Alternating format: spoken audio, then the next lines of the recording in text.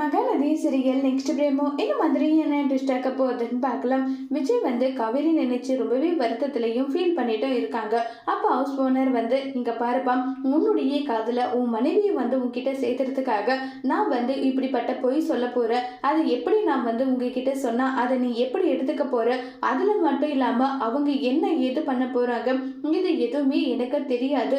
அவங்க ரொம்பவே வருத்தப்பட்டு அவங்க கையிலே காசு இல்லை போல 10,000 ரூபாய் அட்வான்ஸ் வேற விட்டுட்டு போயிருக்காங்கன்னு சொல்றாங்க. நீங்க அதெல்லாம் கேட்காதீங்க, இது என்ன பண்ணணுமோ அந்த மாதிரி நான் பண்ணிக்கிறேன்னு சொல்லிட்டு பேசிக்கிட்டு இருக்காங்க. சரி, நீ இவ்வளவு சொல்றேன், அதனால நான் ஒத்துக்கிறேன். அது மட்டும் இல்லாம நீ அந்த பொண்ணோட புருஷன்ற ஒரே ரீசனுக்காக இதை நான் ஒத்துக்கிறேன்னு சொல்லிட்டு ஹவுஸ் ஓனர் சொல்றாங்க. இந்த உதவியை நான் மறக்கவே மாட்டேன். உங்களுக்கு எப்படி நன்றி சொல்றதுன்னே தெரியல. உங்களுக்கு ரொம்பவே நன்றின்னெல்லாம் சொல்லி பயங்கரமா ஃபீல் பண்ணி பேசிக்கிட்டு இருக்காங்க.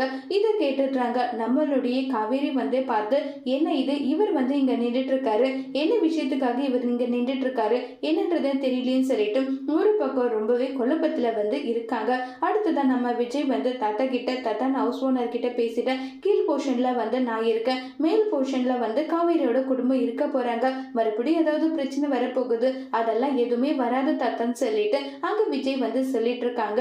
ஒருவேளை சாரதா விஜய் இருக்கிறத பார்த்தா என்ன முடிவு எடுக்க போறாங்கிறத வரப்போற எபிசோட்ல வெயிட் பண்ணி பார்க்கலாம். தேங்க்யூ.